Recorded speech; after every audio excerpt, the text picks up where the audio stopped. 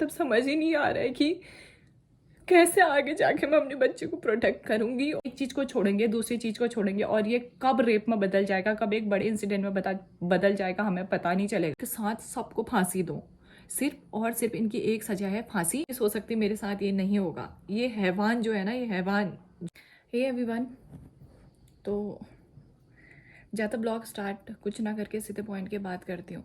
Basically एक ही message है, और एक लड़की की, एक माँ की, एक बेटी की आवाज़ है।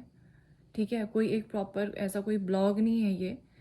बहुत दिनों से एक ही चीज़ चलते आ रही है पूरे सोशल मीडिया पे, हर जगह बहुत दिनों से या बहुत सालों से चीज़ें चलते आ रही हैं। अब तो चीज़ें इतनी बढ़ गई है ना, बिना कहे इतना ही बोलने में शायद आप सभी लोग जो भी वीडियो देख रहे हो वो समझ गए होंगे मैं किस बारे में बात कर रही हूँ और क्या बात करना चाह रही हूँ।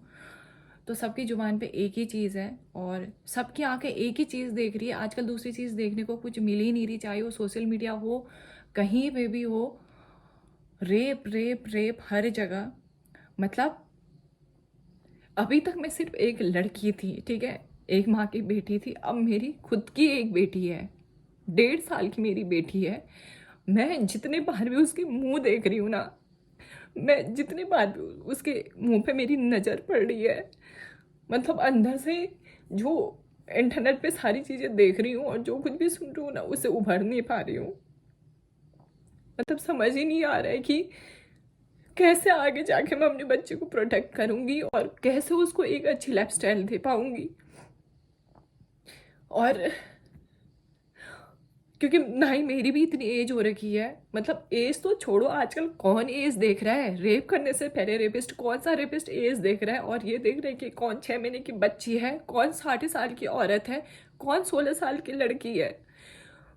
ये कुछ भी नहीं देखा जा रहा। मैं उत्तराखंड से हूँ, मैं उत्तराखंड की एक बेटी हूँ, मैं भारत की एक बेटी हूँ। उत्तराखंड, भारत, मैं क्या कहूँ, मैं कौन सी जगह का नाम लेके बोलूँ, क्योंकि कोई भी जगह ऐसी नहीं है जहाँ पर आजकल ये चीज़ें नहीं हो रही है। ठीक है, उत्तराखंड, उत्तराखंड देवभूमि कहा जाता है इसको, देवताओं की भूमि कहा जाता है। जहाँ पे देवों की भूमि जिसे हम कहते हैं, वहीं पे एक लड़की सुरक्षित नहीं है। ठीक है, आए दिन रेप, आए दिन रेप। 6 महीने की बच्ची, 6 साल की बच्ची, 60 साल की औरत, 16 साल की लड़कियां, मैं कोई गिनती ही नहीं है। अगर कोई काउंटिंग करे तो वो, जैसे देश की जनसंख्या बढ़ते जा रही है ना, वैसे रेप केस बढ़ते जा रहे हैं। एक माँ के लिए शायद मेरी एज की बहुत सारी लड़कियां होंगी जिनकी छोटी छोटी बच्चियां हो गई होंगी। मुझे ये नहीं समझ आ रहा कि मतलब मैं क्या सोचूं। मैं ये इस थॉट से बाहर ही नहीं आ पा रही हूँ कि मैं अपनी बच्ची की परवरिश कैसे करूँगी इस समाज में ना। क्योंकि अभी हम, जैसे मेरी बच्ची पैदा हुई, मैं क्योंकि एक माँ के मन में ना बहुत सारी चीज़ें चलती है जब बच्चा पैदा होता है, माँ बाप दोनों, बहुत सारी प्लानिंग हो जाती है। जब बच्चा हाथ में आता है ना, जिस दिन मेरी बच्ची मेरे हाथ में आई थी, जिस दिन पैदा हुई थी, उसको देख के मेरे आंसू, खुद ही खुद आंसू आ गए। वो खुशी के आंसू थे। आज मतलब इतनी सारी चीज़ें देखने के बाद जब भी मैं काशू की शक्ल देख रही हूँ, अपनी बेटी की शक्ल देख रही हूँ ना, मतलब मेरे को अंदर से ऐसा हो रहा है कि मैं कंट्रोल ही नहीं कर पा रही कि मतलब कैसे कैसे मैं उसको बाहर भेजूंगी, कैसे उसकी पढ़ाई होगी। मतलब एक नॉर्मल बच्चा स्कूल जा रहा है, खेलने जा रहा है, ट्यूशन जा रहा है, मतलब घर से अगर वो बाहर निकल रहा है ना, वो सेफ नहीं है। इवन दो वो अपने घर के अंदर भी सेफ नहीं है। ठीक है, कई सारे केसेस ऐसे हैं जो अपने घर के अंदर ही इतनी सारी चीज़ें उन लड़कियों के साथ हुई है ना, मतलब 100 में से 50% केसेस तो बाहर ही नहीं आते हैं। ठीक है, लोग समाज की शर्म से, ठीक है, शर्म, कौन सी शर्म भाई है, कौन सी शर्म। तुम उस बेटी को क्यों नहीं देखते हो? जब छुपाते हो उस चीज को, लोग क्या कहेंगे, ये वो क्या कहेगा, क्या कहेंगे, कौन है क्या कहने वाला। कहने वाले अच्छे में भी कहते हैं और बुरे में भी कहते हैं। हम एक अच्छी चीज कहते हैं ना, करते हैं या कहते हैं ना, उसमें भी ना 10 त्रुटियां निकाल के ऊपर नीचे करके ना, उसमें भी उल्टा गलत निकाल दिया जाता है, गलत चीज दिखा दिया जाता है, गलत समझा जाता है। अच्छा करने पे भी, कोई अच्छी चीज को भी सीधे, आज के टाइम पे आप कोई अच्छी चीज कर रहे हो ना, उस अच्छी चीज को सीधे अच्छा कोई नहीं कहता, हाँ ये अच्छा है। उस अच्छे को भी तोड़ मरोड़ के ना उसमें से भी कुछ ना कुछ गंदा, कुछ ना कुछ गंदगी निकाल दी जाती। हाँ ऐसा हुआ होगा तब इसने ऐसा करा, ये ऐसा था तब ये ऐसा था। तो इतना गलत होने पे भी क्यों छुपाते हो, क्यों अपने बच्चों को ये सिखाते हो कि मतलब पेरेंट्स खुद ही ये करते हैं भाई है। अभी परसों ही मैंने एक ब्लॉग डाला था, कई लोगों को मेरे को मैसेज आया था, कई लोगों को थोड़ा समझ नहीं आया क्योंकि मैंने खुल के नहीं बोली थी चीज़। जो मैंने मैसेज डाला था कि ऐसे पुलिस केस कर दिया करके, ठीक है। होने के लिए क्या था, उसने ना एक किसी लड़की का प्रोफाइल, एक प्रॉपर एक लड़की का, इवन जिस लड़की की उसने फोटोज वगैरह ना प्रॉपर आइडेंटिटी उसकी लेके जो आईडी बना रखी है, उस लड़की को ये शायद पता भी नहीं होगा। अगर पता होगा भी तो शायद क्या पता किसी की डर से, शर्म से उसने कंप्लेन नहीं करी होगी या कुछ नहीं करा होगा। बट मैं उनमें से नहीं थी क्योंकि मेरा हस्बैंड मेरे साथ है, ठीक है। मेरी किसी लड़की की प्रॉपर आईडी फेसबुक में बना के और उसमें बहुत सारे ग्रुप्स बना रखे हैं और उस ग्रुप में अलग अलग औरतों की, मतलब ज़्यादा मैरिड लड़कियों को उसने टारगेट कर रखा है, उनकी फ़ोटोज़ निकाल के और ऐसे ऐसे पार्ट्स की, प्राइवेट पार्ट्स की ना फ़ोटो जूम कर करके भेज रखे हैं बाकायदा ग्रुप्स में। और नीचे से गंदे गंदे कमेंट्स, गंदे गंदे सेंटेंस और पूरे पॉर्न वीडियोस डाल रखे हैं, ठीक है। और जितनी भी लड़कियां उसके फ्रेंड लिस्ट में ना, सबको उसने पॉर्न वीडियोस और गंदे गंदे मैसेजेस वगैरह सारे भेजे हैं। इवन क्योंकि जैसा मैंने बताया था कि विनोद मेरा फेसबुक अकाउंट हैंडल करता है, जो भी वीडियोस वगैरह डालने होते हैं, क्योंकि इतना टाइम मेरे पास नहीं हो पाता है, कासू भी होती है। तो उन्होंने देखे, तो उन्होंने मेरे को दिखाया, तो उन्होंने क्या करना चाहिए, चलो कंप्लेन कर देते। मैंने बोला ठीक है, बिल्कुल करनी चाहिए कंप्लेन, इस पर छोड़ने वाली तो बात ही नहीं है। तो इसीलिए हम लोग साइबर सेल गए थे। और जबकि मैंने पहले फर्स्ट टाइम मैंने उसको वार्न करा था कि ये सारी चीज़ें हटा दे, ऐसे मत कर, मैं अदरवाइज कंप्लेन करने जा रही हूँ। उसके बाद भी उसने फोटोज़ डाली और कंटेंट, गंदा कंटेंट भेजा। तो फिर मैंने सेकंड नहीं लगाया, विनोद और मैं सीधे चले गए साइबर सेल और वहाँ हमने कंप्लेन डाली। उसके बाद उस कंप्लेन को वहाँ से उस पर्टिकुलर इंसान की आइडेंटिफाई करके साइबर सेल वालों ने थाने भेज दिया है। वहाँ मेरे को तो पता है कि वो कहाँ का रहने वाला है और वो कौन है, क्या है, उसकी क्या आइडेंटिटी है, सारी चीज़ें मुझे पता है। बट जिस एसआई मैम को वो अभी मेरी फाइल जा रखी है, वो अभी लीव पे है, तो इस वजह से अभी केस आगे नहीं हो पाया।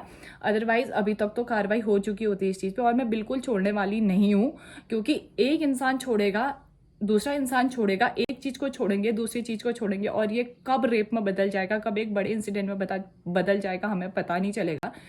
तो इसीलिए मैं तो रुकने वाली नहीं हूँ। ये पूरा केस मैं लास्ट तक जाऊंगी और उस इंसान को सामने खड़ा करूंगी और उससे पूछूंगी कि क्या रीज़न था ऐसा करने के पीछे, क्योंकि ऐसे लोग ही हमारे समाज को ख़राब करते हैं। और ऐसे लोगों के वजह से ही जो आज ये दिन प्रतिदिन हमारे इंडिया में क्या पूरी दुनिया में जो रेप केस बढ़ रहे हैं ना, वो इसी वजह से बढ़ रहे हैं। छोटी छोटी चीज़ें जो हम नज़रअंदाज करते हैं, छोटी छोटी चीज़ें जो हम छोड़ देते हैं ना, और यही चीज़ कब नासूर बन के हमारे सर चढ़ जाती है ना, हमें पता नहीं चलता। तो मैं तो छोड़ने वाली नहीं हूँ और मैं तो हर लड़की से यही रिक्वेस्ट करती हूँ, प्लीज़ डरो मत और घबराओ मत, क्योंकि इसमें हमारी गलती नहीं है यार। हमारी गलती तब होती जब हम अपना खुद ही वल्गर हम कंटेंट डाल रहे हैं, अपनी वल्गर फोटोज हम डाल रहे हैं, तो हम कह सकते हैं कि हम खुद ही डाल रहे हैं, तो हम किसी दूसरे पे क्या उंगली उठाएं। बट एक कोई सोशल मीडिया प्लेटफॉर्म है जहाँ पे हम एक पारिवारिक चीज़ें डाल रहे हैं और प्रॉपर अपनी फोटोज़, ठीक है, एक प्रॉपर फोटोज़ डाल रहे हैं और हमारा पर्सनल अकाउंट है, अगर उसमें भी तुम लोगों ने अटैक करना है और इतनी गंदगी फैलानी है, तो फिर हम नहीं छोड़ने वाले और कोई भी नहीं छोड़ेगा। और सारी लड़कियों से मैं रिक्वेस्ट करूँगी कि कोई भी मत छोड़ो, जिस पे आप ट्रस्ट करते हो, चाहे आपके भाई हो, आपके पापा हो, आपके चाचा हो, आपके ताऊ हो, आपके हस्बैंड हो, दीदी, दादा, माँ, चाचा, चाची, जो भी हो, उनको बताओ, उनसे शेयर करो ये सारी चीज़। कंप्लेन करने में और आवाज़ उठाने में ना 1% भी नहीं झेपना है, 1% भी नहीं, न झेपना है न झिझकना है। सीधे जाओ, कंप्लेन करो और एक्शन लो। और ये ऐसी छोटी छोटी हरकतें करते हैं ना, रेपिस्ट भी यही बनते हैं। आगे जाके इन्होंने ना, इससे पहले कोई ढंग के काम करे होते हैं ना, आगे जाके ये कोई ढंग के काम करेंगे ना, ये कभी समाज में कोई ढंग का मैसेज दे सकते हैं। तो इनके लिए ना कुछ भी हमदर्दी दिखाने की ज़रूरत नहीं है। सीधे जाना है और सीधे सीधे कंप्लेन करनी है और उस चीज़ को ना वहीं पे रोकनी है बढ़ने से पहले। ये चीज़ें इतनी बढ़ चुकी है ना, कोलकाता में डॉक्टर, उत्तराखंड में नर्स, 6 महीने की बच्ची, 4 साल की बच्ची, 14 साल की लड़की, 60-70 साल की औरत, कौन सुरक्षित है? कौन सुरक्षित है आज के टाइम पे?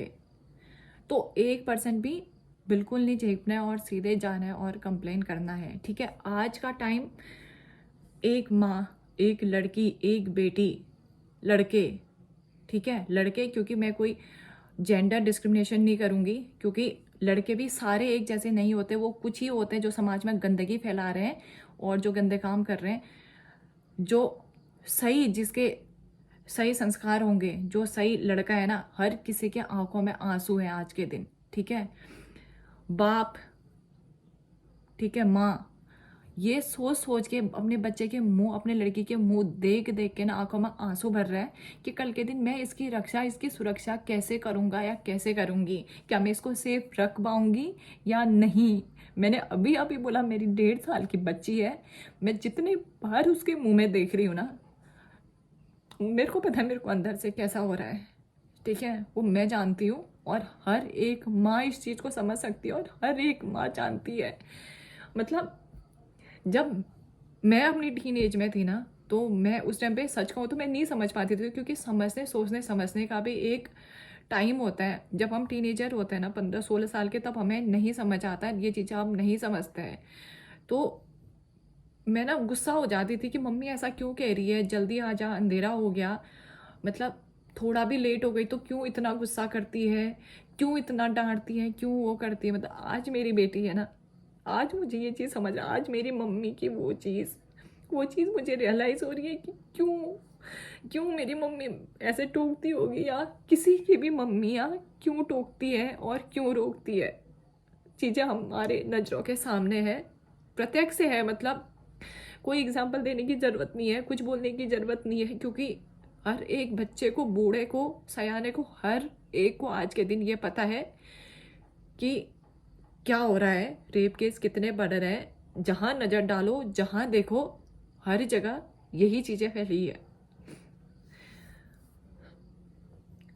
तो प्लीज़ जितने भी यंगस्टर है ना, लड़कियाँ जितनी भी, प्लीज़ इस चीज़ को समझो, मतलब अपने सही टाइम पे समझ लो, क्योंकि ये चीज़ ना कभी भी किसी के साथ भी किसी भी टाइम हो सकती है, ठीक है? मैं ये नहीं कह रही कि मेरी बेटी हो गई है तो मैं ये नहीं सोच सकती मेरे साथ ये नहीं होगा। ये हैवान जो है ना, ये हैवान, जो ये हैवान होते हैं, इंसान तो होते नहीं है, हैवान होते हैं ये नहीं देखते हैं, ठीक है? इनको पता नहीं ये क्या समझते हैं। भाई, तुम्हारे रगों में खून दौड़ रहा है ना, हमारे रगों में भी खून ही है। हमारे भी ऐसे काटोगे ना, हमारे यहाँ से भी खून ही निकलेगा, पानी नहीं निकलेगा, ठीक है? हम मिट्टी के नहीं बने हैं, हमारे अंदर भी खून ही है। जैसे भगवान ने तुम्हें बना रखा है, तुम हैवानों को बना रखा है, वैसे ही हमें भी बना रखा है, ठीक है?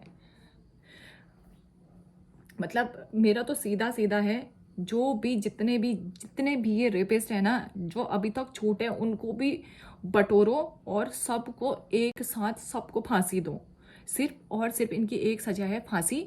अगर उससे भी बदतर कुछ हो सकता है ना, वो भी होना चाहिए, लेकिन फांसी कम से कम ना के बराबर है इनके लिए, वो तो होनी ही होनी चाहिए, ठीक है?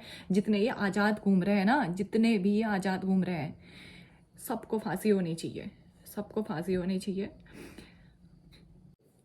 अंदर इतनी सारी चीज़ें भरी थी ना, बस आप लोगों के साथ मैंने शेयर करा जो भी था, जो भी मेरे थॉट्स वगैरह थे। तो इसको, वीडियो को इतना ही रखते हैं। जल्दी मिलेंगे एक और नए वीडियो के साथ।